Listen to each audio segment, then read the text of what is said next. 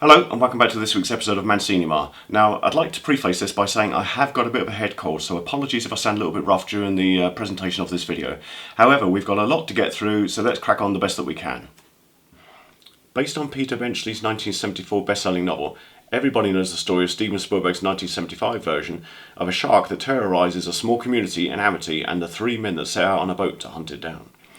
Now, 47 years after Jaws first took a bite out of the box office, it's re-released to the cinemas this week in both the IMAX and 3D formats, which have never been done before.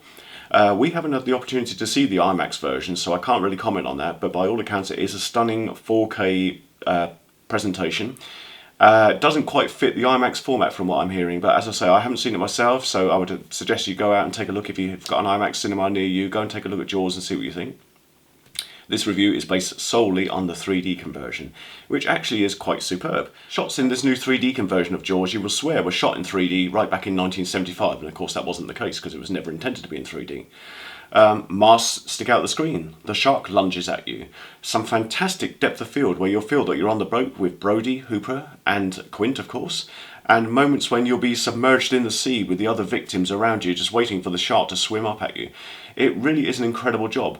Unfortunately, there were certain moments in our cinema where the top of the screen appeared a little bit blurry, so the top of characters' heads would go a little bit fuzzy while the main body of the film was in 3D. Now that may have just been our cinema. I am hearing from other accounts that this is a fantastic 3D conversion, one of the best. So I do recommend that while you've got the opportunity, like I say, it's only on for a few more days now. I think this video will probably be out on Monday night if I get lucky. If not, from Tuesday to Thursday are the only days you've got left to see Jaws at the cinema. I think it will finish its limited run then, so I do suggest if you get the opportunity, if IMAX is your thing or if 3D is your thing, please go to one of your local cinemas, check out Jaws in 3D while it has this limited run. It may be the only chance you'll ever get to see it, but I do recommend it.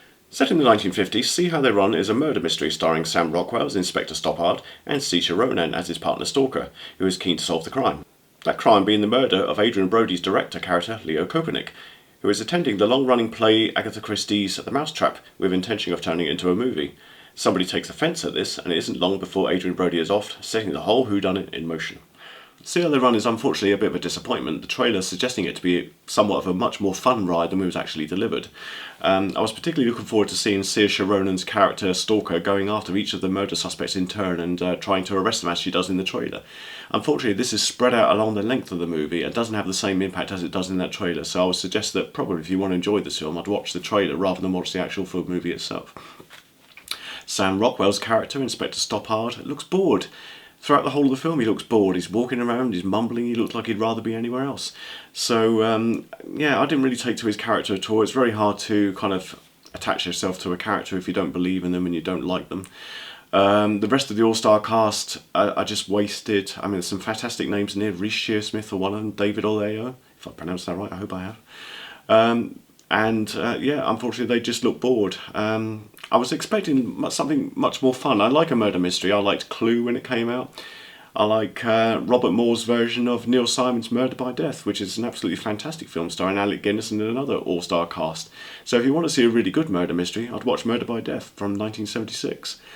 Yeah, this one I would probably wait for you to watch it on television or maybe streaming if it's on streaming one day.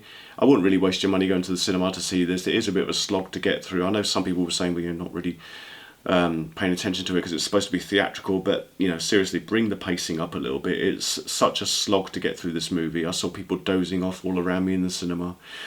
So yeah, See How They Run, unfortunately a disappointment. I really did want to like and enjoy this film, really did like and enjoy the trailer. The film itself, bit of a letdown. Wait for it to appear on television one afternoon and I think you'll enjoy it a lot more in the comfort of your own home than you would seeing it on a big screen where it's a bit of an effort to get through. So that's See How They Run. So for the second time this week we have another murder mystery, this time set in the more modern day. This is a movie called Bodies, Bodies, Bodies, and it's about a group of 20-somethings who go out to a mansion in the middle of a secluded land behind gates, and they meet up for the first time in a long time. They're supposed to be best friends, but absolutely everybody in the party hates everybody else. They're always sniping and digging at one another. There's a sequence in the film where they have to go in a circle and just punch each other in the face, and it just seems crazy for a bunch of best friends. I know I wouldn't behave that way with my best friends. We just go and have a great time. So they're in this mansion in the middle of this secluded area. A hurricane rolls in and they're trapped in the mansion, and they decide, right, we'll play this murder mystery game. It's a bit like when we were kids, we used to play something called Murder in the Dark. Basically, somebody selects a piece of paper with an X on it, that person's the murderer, and then they have to go around in the dark, tap a person. If they tap that person, that's the person that's dead, and you have to work out when the lights go back on who did the murder. So they set this in place, and it's done in such a nasty way. As I say, nobody really likes one another in this film, and the characters are deeply unlikable. So when I'm watching this movie, I'm thinking, well, I don't like anybody here, so who am I rooting for? Who am I supposed to be caring for? It's a really it's a really kind of grim movie. It's not suspenseful in any way. You just find yourself hating the characters the whole way through. There's moments where they just whine at one another and just kind of ramble on about their feelings and all this business. So I didn't find it engaging at all. I didn't find it suspenseful at all. I mean, there's a couple of bloody murders in there. It's got one maybe interesting twist at the end, and you think, oh well, if they'd have kind of made me care about the characters all the way along, that twist could have been something quite powerful. But as it was, I didn't care about any of the characters, so when that twist came around, you thought, well, so what? Actually, I should just add about Bodies, that I felt that the hurricane, although it was included in the story, should have been something much more than just an inconvenience. It kind of appears and it rains on the people outside, but I think what would have been suspenseful is if the characters tried to escape and the hurricane was an issue, maybe bogging down their car in mud and they weren't able to get the car out of the mud, just something to bring some suspense to this movie. And it just didn't happen. I mean, the hurricane was there, and it was kind of forgotten about within a few minutes of the movie. So, why bring it in? It didn't really make much sense at all. I guess it was just a device to keep them in the house. Yeah, if I'd have done a little bit of research into this one, unfortunately I didn't, because it just kind of appeared out of the blue one day. If I'd have done a bit of research into Bodies, I would have found it was by a company called A24, and I've actually not really enjoyed most of A24's films. I didn't really like Hereditary very much. I think the only film I've liked out of A24 was the movie X, but that's because I love the director Ty West. So I would say Bodies. Again, I wouldn't bother seeing it at the cinema. What I would do is I'd wait for it to come out on streaming, or wait for it to come out on disc if you really want to buy it, or just borrow it from somebody if you really want to see the movie. But I wouldn't recommend it. It's not a fun film. It's not an entertaining film. You don't care about the characters. A bit of a waste of time, really. So Bodies gets the big thumbs down from me. So unfortunately, as you can see how they run and Bodies were a couple of kind of duff movies. But let's bring things back up with a great movie. A movie that I saw a couple of weeks ago at Fright Fest, and a movie that I mentioned in one of my previous reviews, which is Barbarian. Barbarian tells the story of Georgina Campbell, who stars as Tess. She turns up at an Airbnb one really rainy night, turns up, punches her code into the key code machine outside and finds that there's no key there. She cannot get into the building. She tries contacting the people who rented her the property. She can't get hold of them. And she bangs on the door, and eventually there's a little moan inside, and this guy called Keith opens the door, and Keith is played by Bill Skarsgård. So initially you're wondering what the hell's going on. She's obviously wondering why she hasn't got the property. He says he rented it from another agent. She rented it from a different agent, and between the pair of them they come to an agreement that he'll allow her to stay overnight as it's such a rainy night, and they can sort it out in the morning, which is fine. So initially going into this, and I think you can see this from the trailer, you have your suspicions about this Keith character. You think, oh my god, is he going to do something nasty to her? And you see her opening doors and looking down into deep cellars and calling out for him. And you think, oh my god, Keith is going to do something nasty to her. And that's what I loved about this movie. It absolutely subverts your expectations. I really can't say a great deal about it. I really want you to go to the cinema or go to wherever you can to see this movie without me giving you too much information ahead of time. But you think that Keith might be a threat to Tess, and then maybe not, and then maybe once again he might be. And then that's what this film does. It kind of keeps you on your toes. And then just as you think the film is going one way, it restarts. And you think, oh, okay, so what's going on here? And you get to know the next bit of the story. And then the movie kind of twists again, and you think, oh great, so where are we going now? And that's what I really loved about it. It really kept me on my toes. It really didn't kind of explain to me where it was going. I didn't know ahead of time where it was going. There were no signposts. And it really concludes satisfactory as well. I mean, I was really happy with the whole product and what we'd gone through to get there. And that's quite rare for a movie nowadays, to keep you on your toes and you not know where it's going without being overly signposted. So yeah, Barbarian. Barbarian currently is released in the US. It doesn't have a UK release date, and I don't know why that is. I mean, we should be getting it pretty soon, I would imagine.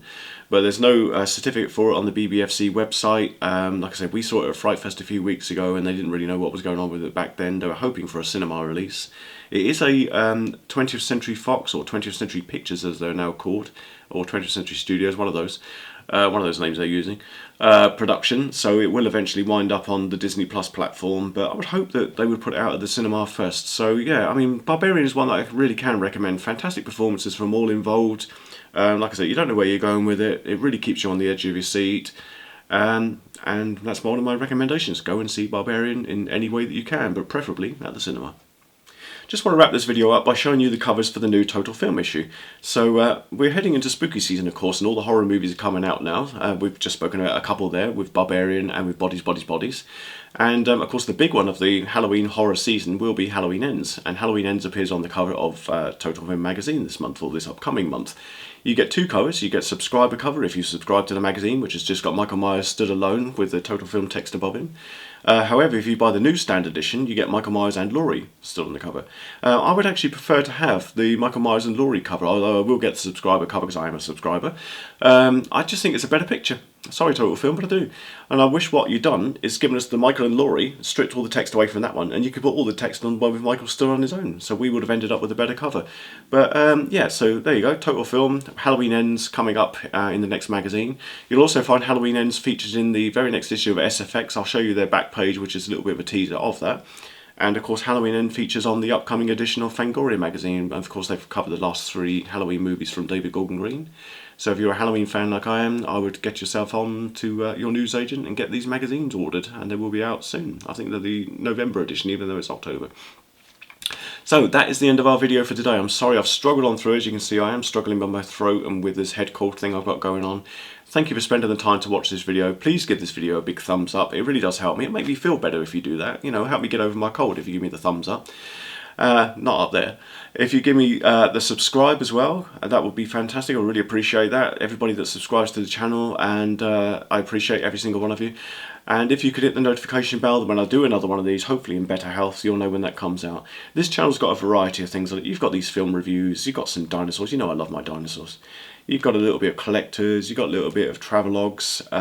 Basically anything I think you might find interesting, I'll pop up on the tube of you. And hopefully I'll see you all again soon. Thank you very much for sticking with me on this one.